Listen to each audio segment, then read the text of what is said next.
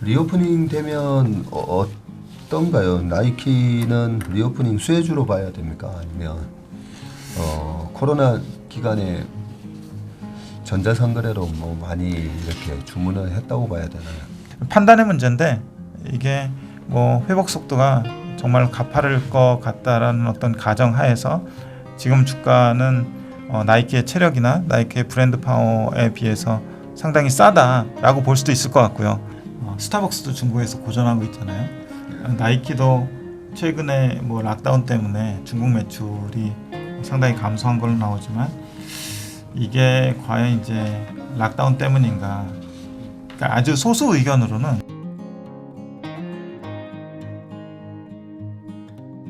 네, 체력 상무가 풀어주는 미국 시장 이야기 제풀미 오늘 6월 28일 화요일 순서고요. 어제 미국 시장은 그동안에 급등을 하고 난 다음에 굉장히 양호한 조정. 예.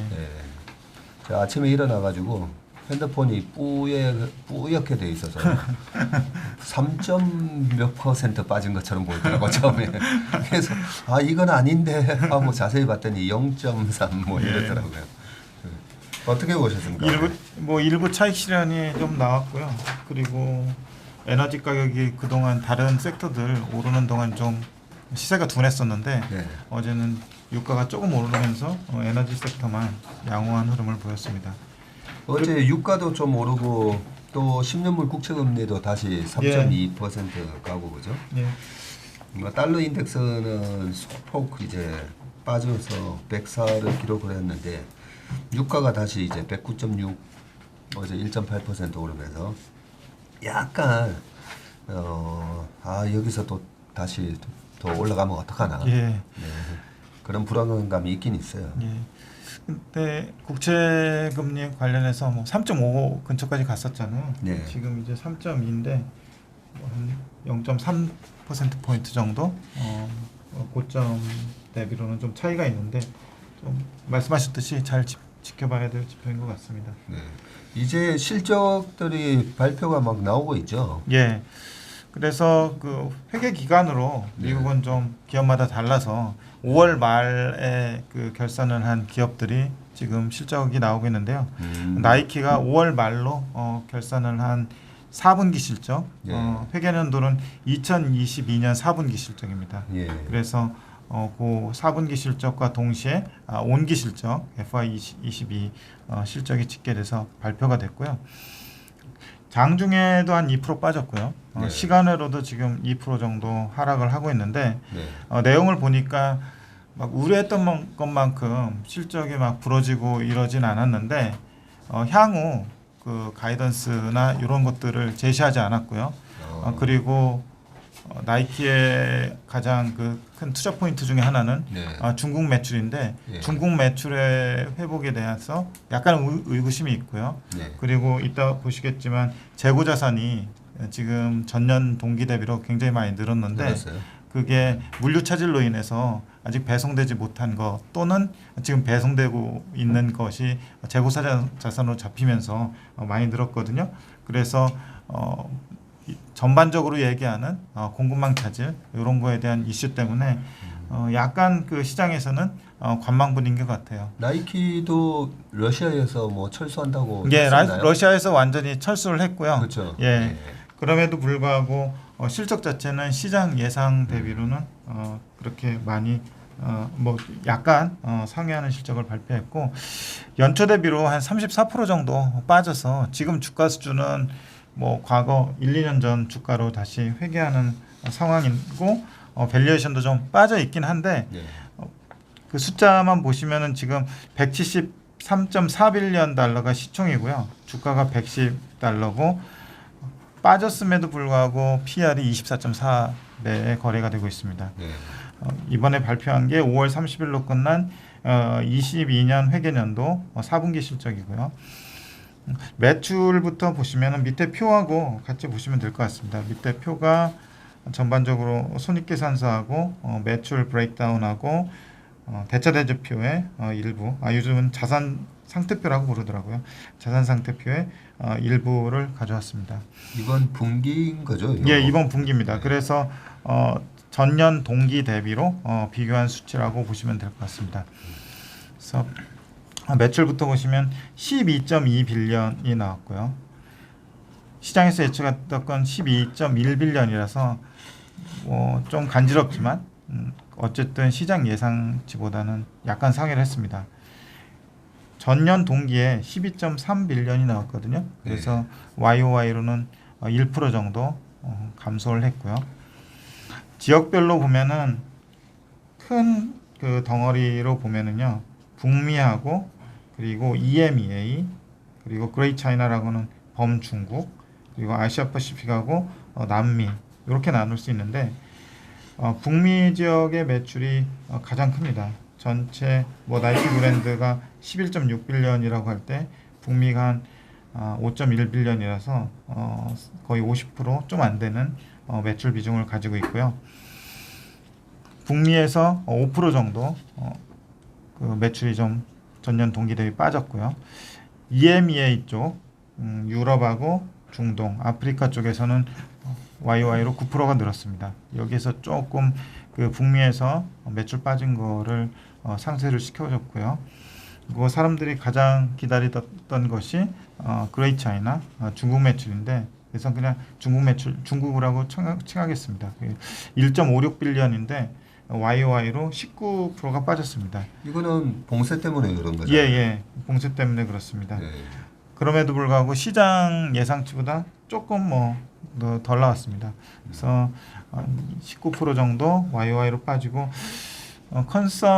컨센을 보니까 다음 분기에는 이 19% 빠졌던 것이 정상으로 회복을 해서 한 2빌리언 정도로 잡혀 있더라고요. 그래서 그 수치를 다음 분기에 충족하는지 아닌지가 좀 중요할 것 같고요. 아시아 태평양하고 남미가 YOY로 15%가 늘었습니다. 그래서 1.6빌리언을 차지하고 있고요.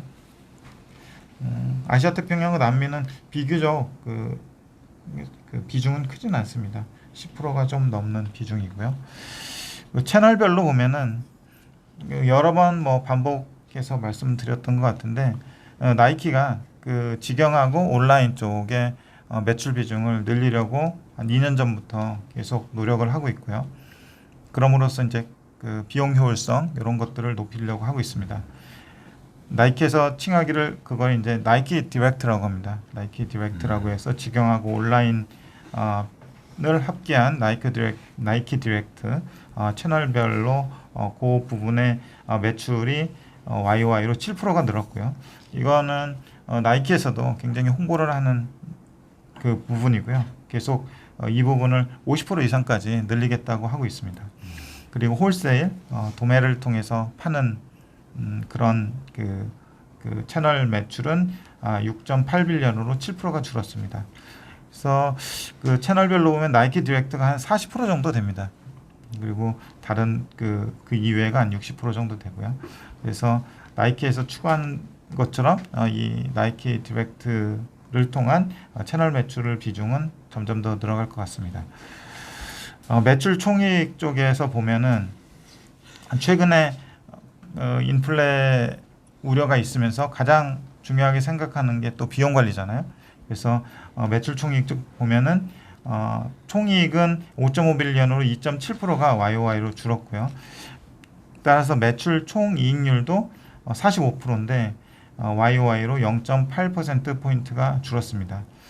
이 이유를 회사 측에서 말하기로는 중국 지역에 물건이 안 팔리다 보니까 재고 관련 손실이 있었고 또 물류비도 증가했다. 그래서 매출 원가가 늘어나면서 매출 총이익률도 0.8%포인트 빠지게 된 거고요. 반대로 그 중국 지역 매출이 늘거나 물류비가 감소하면 이 부분은 당연히 회복을 하겠죠.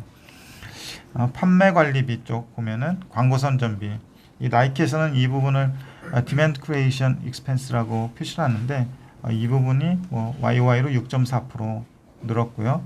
그리고 그 외 간접비, 기타 간접비가 2.97빌리언으로 8.3%가 늘었습니다. 전반적으로 매출 는 것보다 비용이 조금 늘어가지고 이익률은 좀 빠진 그런 상황이 되었고요. 그렇지만 예상했던 것만큼 그리고 예전에 타겟이나 일부 리테일러 쪽에서 보던 것만큼 재고가 뭐 40-50% 늘어나거나 비용이 뭐 몇십 프로 늘어나 가지고 마진이 확 깎이는 일은 뭐 발생하지 않았고요. 그만큼 이제 브랜드 파워가 있다는 걸 방증하는 것 같고요.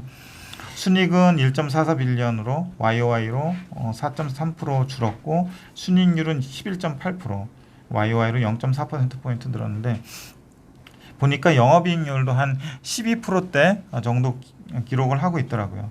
그래서 분기별로 보니까 제일 많이 나온 분기가 한 15%대, 그래서 12%대하고 15%대를 계속 왔다 갔다 하는데 12%는 좀 하단에 해당하는 그런 부분이라서 영업이익률의 개선도 앞으로 좀 눈여겨볼 만한 포인트인 것 같습니다. EPS가 0.9달러 나왔는데 컨센이 0.82달러라서 컨센 상회했고 YOY로는 3% 정도 줄었고요.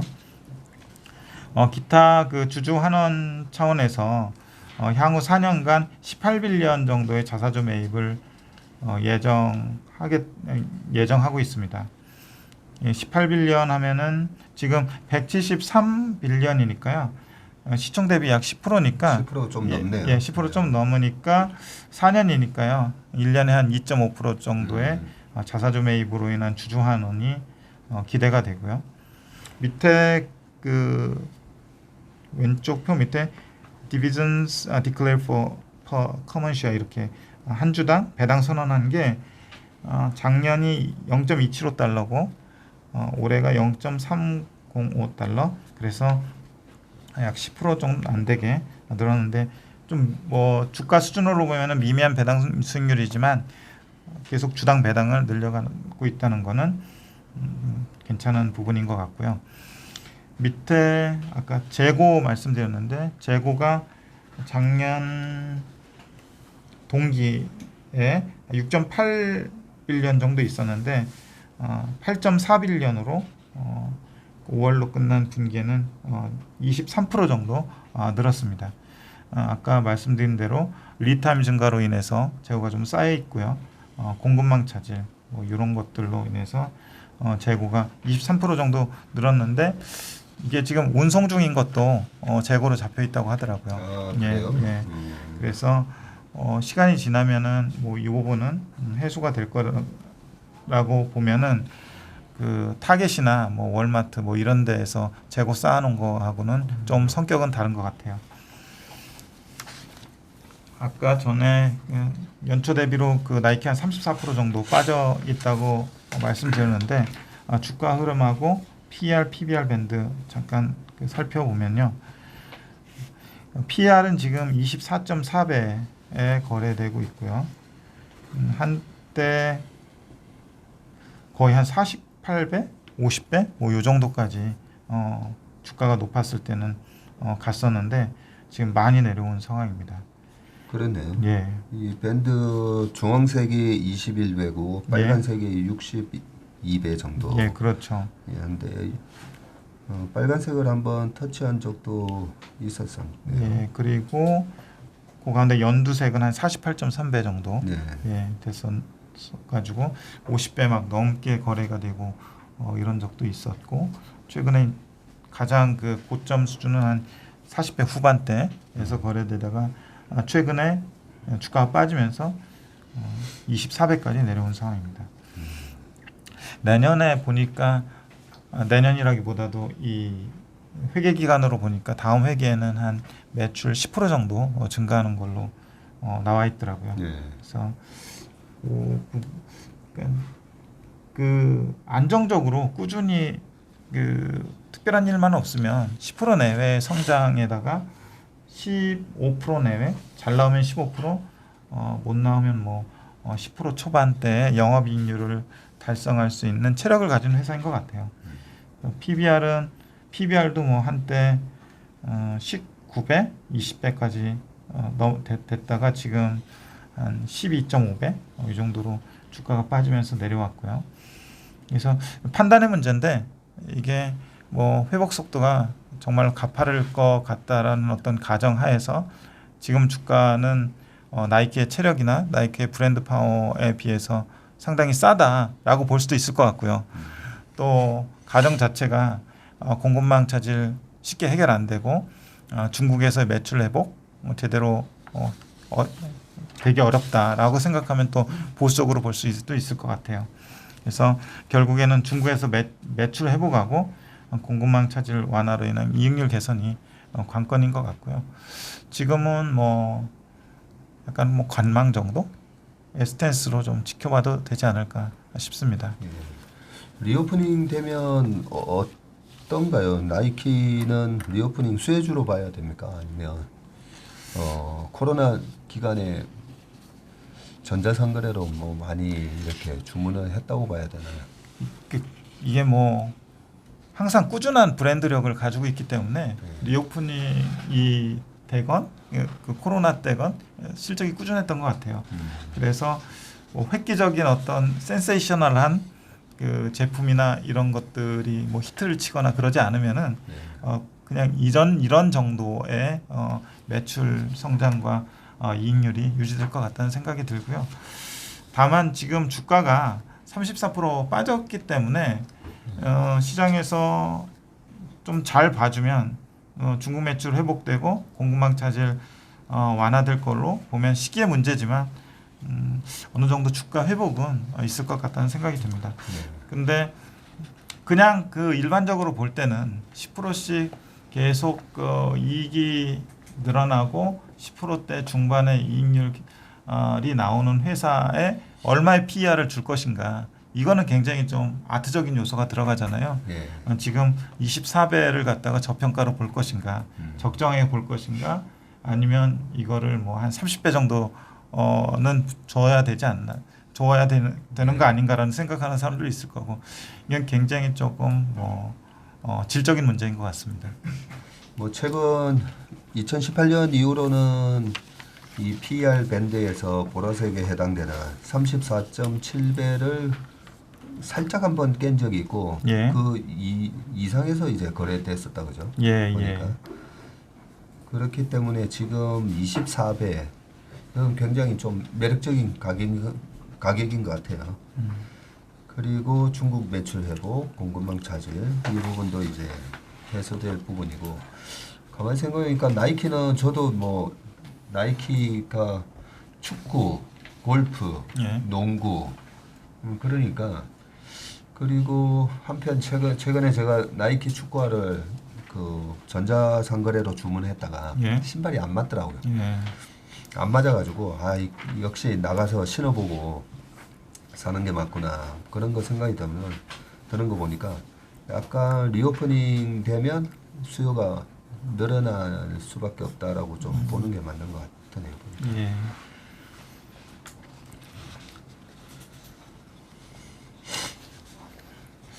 그런 얘기도 있더라고요. 좀 여기 역시 이제 중국 얘기인데 스타벅스도 중국에서 고전하고 있잖아요. 나이키도 최근에 뭐 락다운 때문에 중국 매출이 상당히 감소한 걸로 나오지만, 이게 과연 이제 락다운 때문인가? 그러니까 아주 소수 의견으로는 중국인들의 어떤 자국 제품 쓰기 캠페인, 운동 뭐 이런 것들이 약간 최근에 중국 전반적으로 작용하고 있지 않나, 이런 얘기도 소수 의견으로 좀 있습니다. 뭐 전반적으로 주가가 다 빠졌으니까 그렇긴 한데, 이번에 러시아 사태가 중국까지 이제 이렇게 혹시 중국과 러시아의 경제 불락이 만들어지고, 그렇죠. 서방의 경제 불락. 어제 보니까 G7 회의에서 이제 막 서방끼리는 또 막 서로 얼싸안고 막 그런 사진도 보긴 했었는데, 그런 부분이 있어서 나이키의 큰 매출을 차지하는 중국 쪽 매출이 또 방금 최상무께서 얘기하신 그런 좀 자국주의, 애국주의 그런 게 영향을 받지 않을까, 그런 우려감까지 주가에 다 반영된 것 같아요. 그죠? 그래서 이제 지금부터는 숫자만 좀 살펴보면 될 것 같아요. 정상화가 얼마나 빨리 되는지. 이런 얘기를 예전에 우리가 FNF 메이저리그 브랜드 그 MLB 분석할 때도 똑같은 얘기 했던 것 같아요. 2018년도에 미중 무역 분쟁 갈등이 불거지면서 그 MLB 브랜드에 대한 수요가 떨어지는 거 아니냐 뭐 그랬었는데 우리 그때 왕정 차장이 얘기를 해줬던 것 같은데 왕 차장이 별로 영향을 안 받았다 그래서 예. 그 우리가 옛날에 반일 감정 심할 때도 일제 제품 좋아하는 사람들 계속 일제 제품 썼어요 보니까 소비재에서는 그렇게 뭐 지나치게 뭐 완전히 으쌰으쌰 해가지고 이번에는 뭐 일본 제품 불매 운동 뭐 이런 것만 아니면 실질적으로는 그렇게 타격을 주지 않더라 뭐 이런 게 있었던 것 같아서. 다음 분기 한번 보시죠. 네. 다음 분기 그러면 QOQ로는 매출이 아까 10% 정도 늘어날 거다. 그러니까 중국에서 빠진 매출하고 일부 지역에서의 그 매출 회복 이런 것들을 지금 시장에서는 예상을 하고 있습니다.